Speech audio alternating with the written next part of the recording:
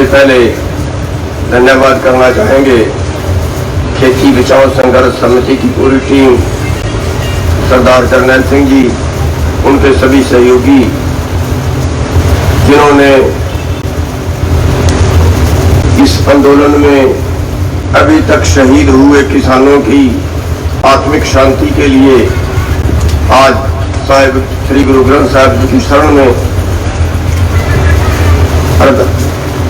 अरदास करने के लिए अखंड पाठ साहब का यहाँ पे गुरबाणी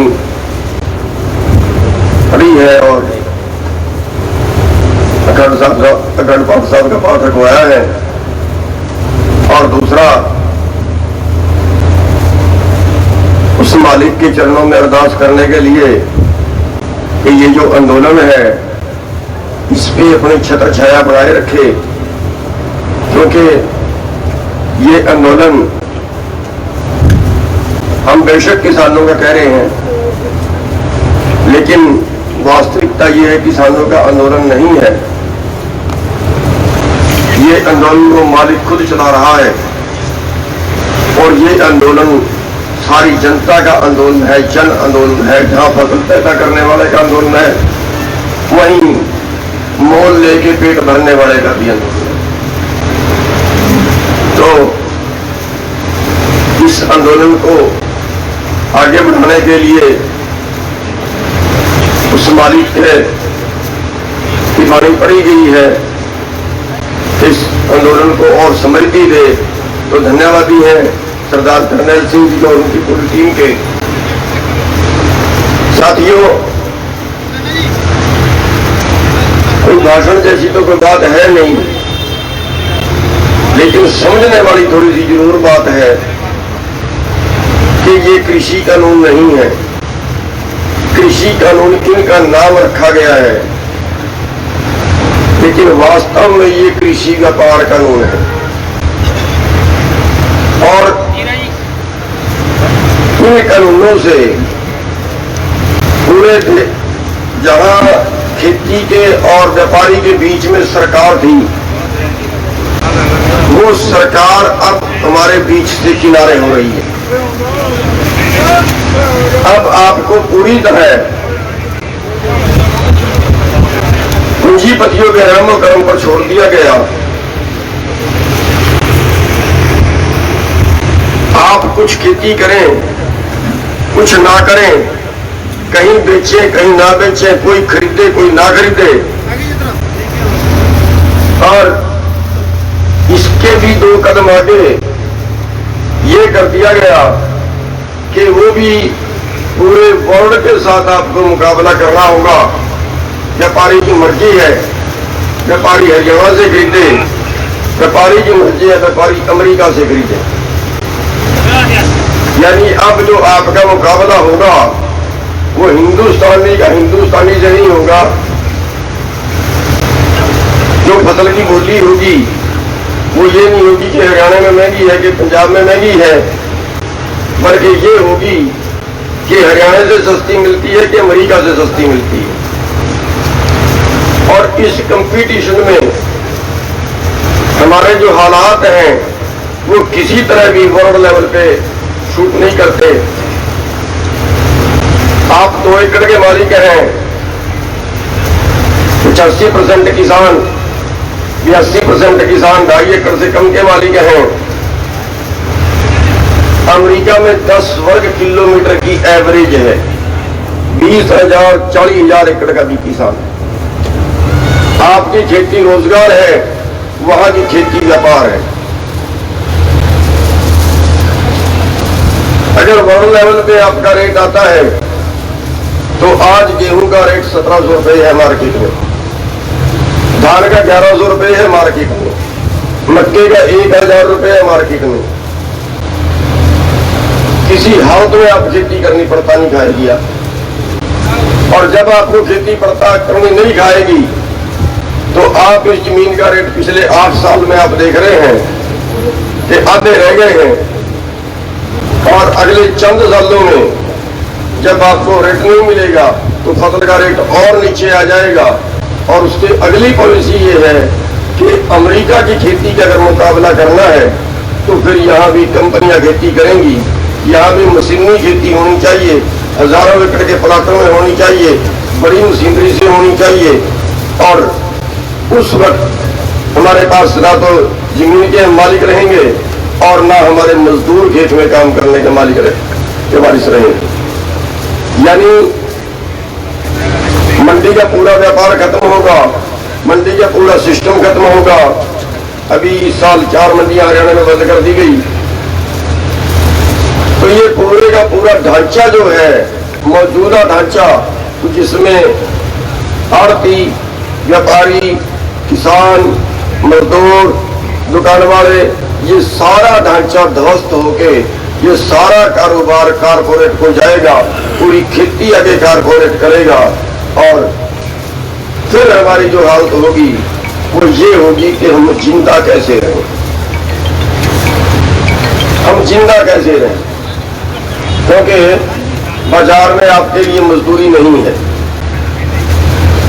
आज जो हमारे बच्चे मजदूरी करने के लिए जा रहे हैं, 6,000 रुपए महीने में काम कर रहे हैं, उसमें जिंदा नहीं रह पाऊंगा।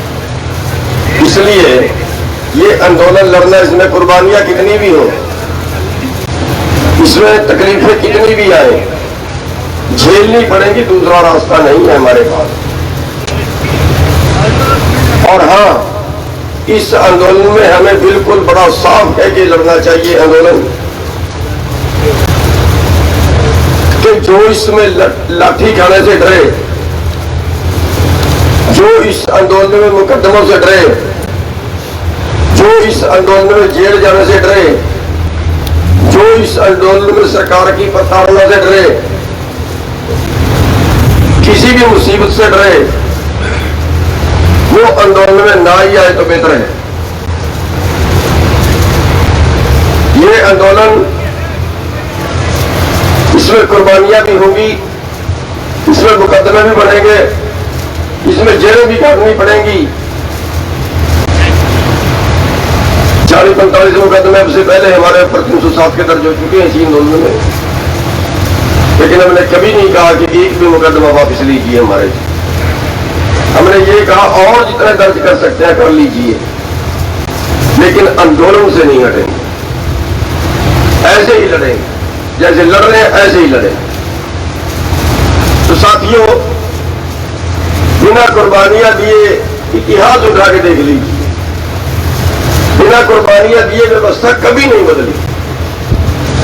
अगर बिना कुछ सोचिए, अगर बिना कुर्बानियां दिए व्यवस्था बदल जाती तो फिर गुरु गोविंद सिंह जी ने बदल देते। इतनी पावर के मालिक थे,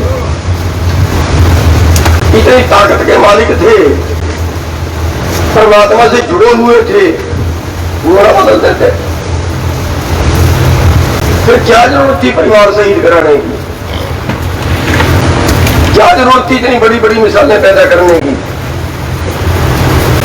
फिर क्या जरूरत थी गुरु तेग बहादुर जी को दिल्ली में आकर शीश देने की। इसीलिए दिया था ना कि जुल्म का मुकाबला करने के लिए कुर्बानियां देनी पड़ेंगी, कुर्बानियां देनी पड़ेंगी तो कौम जागेगी, और जब कौम जागेगी तो बदलाव होगा, जब जनता जागेगी, आवाम जागेगा तो बदलाव होगा। सवाल आवाम को जगाने का है, और आवाम बिना कुर्बानियां दिए कभी नहीं जागता। साथियों, हमारे पास दूसरा कोई रास्ता नहीं है बिना आंदोलन लड़े, बिना कुर्बानियां दिए इस व्यवस्था को, और हमारे पास कोई चारा नहीं है, वोट से नहीं बदल सकते। बीजेपी कांग्रेस को बदला, बीजेपी को ले आए, बीजेपी को बदल दोगे तो कांग्रेस को ले आओगे, एक को बदल दोगे दूसरे को ले आओगे, लेकिन कोई सुधार तो नहीं हुआ ना, होगा भी नहीं। आज पूंजीवाद का की गिरफ्त में आ गया है हिंदुस्तान नहीं, पूरी दुनिया, पूरी दुनिया आज पूंजीवाद की गिरफ्त में है। आप सोचिए, हिंदुस्तान जैसा देश जो भुखमरी में 107 देशों में 102वें स्थान पर खड़ा हो, जहां 45% बच्चे कुपोषित हो, उनको खुराक पूरी ना मिली हो, उनका वजन कम हो, उनकी बढ़वार कम हो, उस देश के अंदर एक आदमी की आमदन एक दिन की 2150 करोड़ हो, ये कहां का संतुलन है? 10 साल बाद ये हिंदुस्तान नहीं बचेगा, ये अंबानी स्टेट होगा, ये अडानी स्टेट होगा। इसलिए देश कुर्बानियां मांग रहा है और कुर्बानियां दे रहे हैं। हमारे लिए कोई दूसरा तो नहीं आएगा, हमारे लोगों को कुर्बानियां देनी पड़ेगी। और मैं सलाम करता हूं आपको, आप किसी देवता से कम नहीं हो जो 6-6 महीने से यहां पड़े हैं।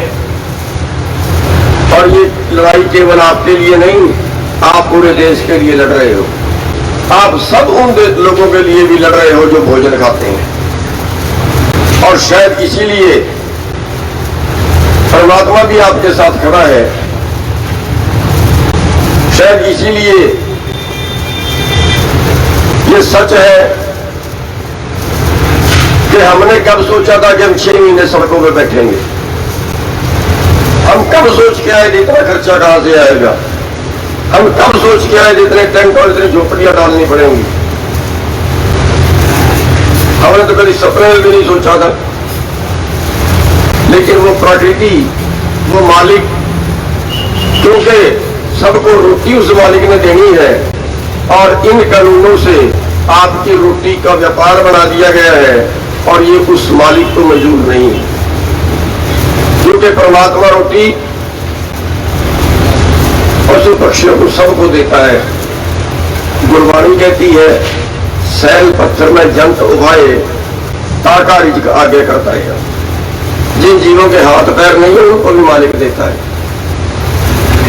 और ये कहते हैं कि रोटी तो व्यापार है, अब इस रोटी का व्यापार अंबानी अडानी करेंगे, सारे देश का माल वो खरीद के रखेंगे, फिर सारा देश उनसे खरीदेगा। जितनी आपको मार्केट में जरूरत होगी उतना वो अनाज निकालेंगे, ब्लैक करेंगे, महंगा बेचेंगे। उनको कोई तरस नहीं आएगा, उनको कोई तरस नहीं आएगा कि गरीब है उसको सस्ती दे दो। आपने देखा है लॉकडाउन में क्या हाल हुआ। किसी फैक्ट्री वाले को तरस नहीं आया कि ये मजदूर 2 साल से मेरे पास काम कर रहा है, अब मैंने दरवाजा बंद करके इसको घर के बाहर निकाल के छोड़ दिया है। किसी कंपनी वाले को तरस नहीं आया, किसी फैक्ट्री वाले को तरस नहीं आया। साथियों, इसलिए ये आंदोलन जो है ये हमें सबसे बड़ा धर्म युद्ध मान के लड़ना है। उस परमात्मा पर भरोसा रख के लड़ना है। मालिक जरूर बली करेगा। अगर आप 2 तरीके से सोचोगे कि एक परमात्मा आपकी मेहनत का फल बिल्कुल नहीं रखेगा, जरूर फल देगा। जितना सोचा है उससे ज्यादा देगा। कभी उस मालिक ने किसी की मजदूरी नहीं रखी। और दूसरा, आप तब तक लड़ोगे जब तक आप जीत नहीं जाते। शहीदियां 500 क्या 5000 भी हो जाए तो कोई बात नहीं। नेशनल दस्तक की आपसे गुजारिश है कि अगर इसको बचाना चाहते हैं तो नेशनल दस्तक को सब्सक्राइब करने के लिए रेड कलर के सब्सक्राइब बटन को दबाएं, फिर बेल आइकन की घंटी दबाएं। नेशनल दस्तक को बचाने के लिए बहुत जरूरी है कि हर खबर को शेयर करें, लाइक करें, कमेंट जरूर करें।